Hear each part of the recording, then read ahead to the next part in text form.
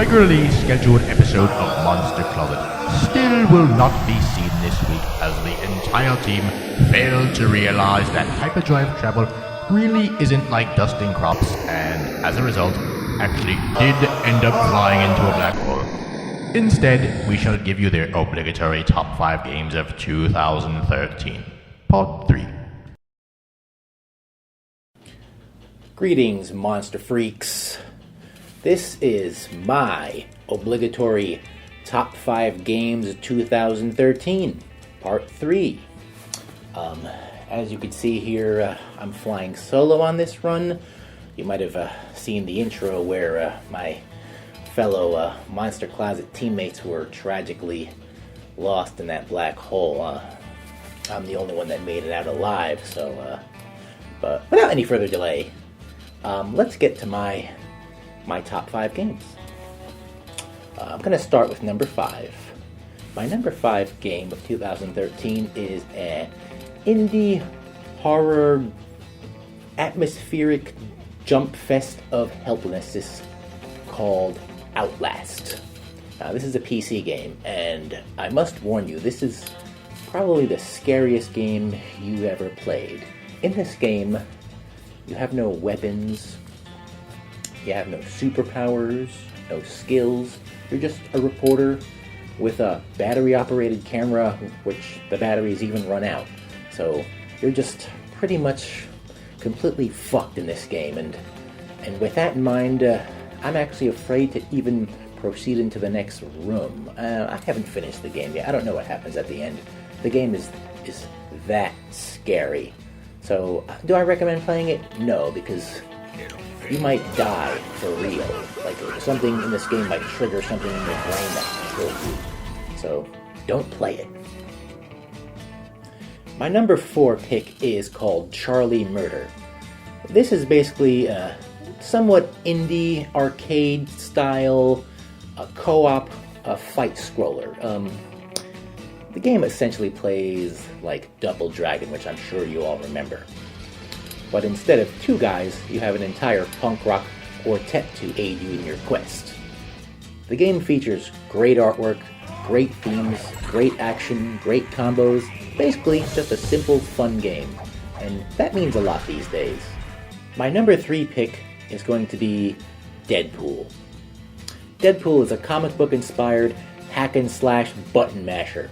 Now, if you're a Monster Closet fan, you probably know who Deadpool is. On the other hand, I was never a comic book geek, so the whole thing is new to me. I'm really entertained by our hero's complete and utter disregard for the 4th wall.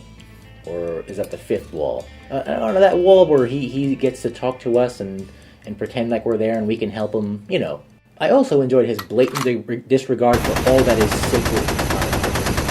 I really enjoyed his utter mockery and disregard for his overzealous X-Men counterparts, such as Wolverine and Cable. And finally, I really dig the combos.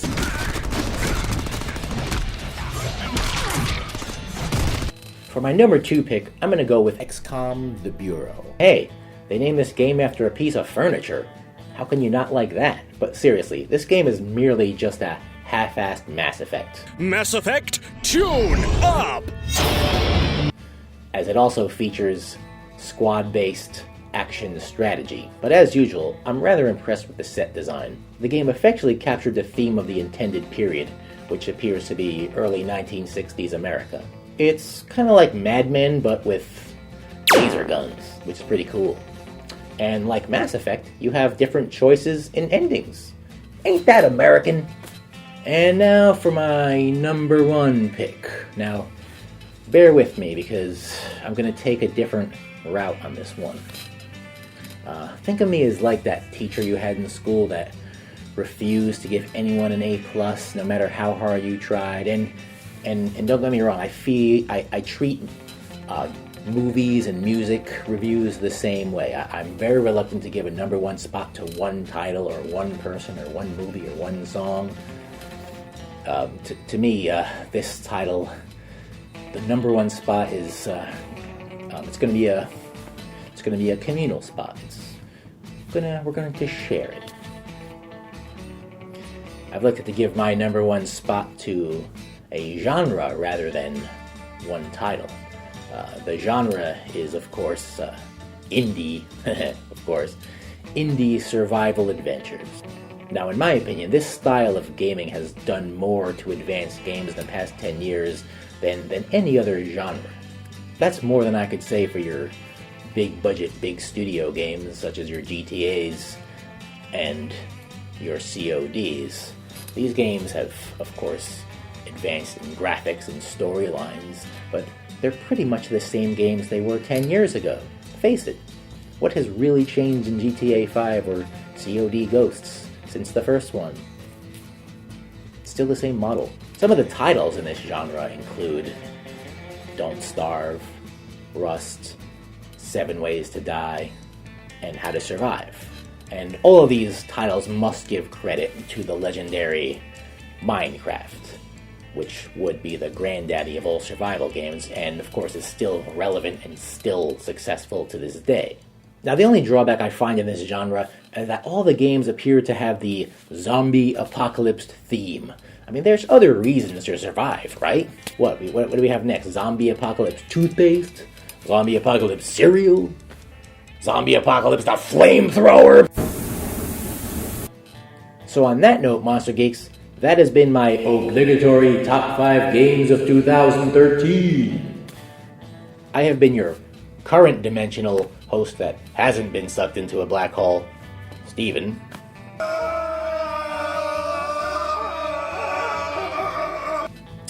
Now I must go check my nearest parallel universe for my 2 teammates so that we might go back to a regular format next week.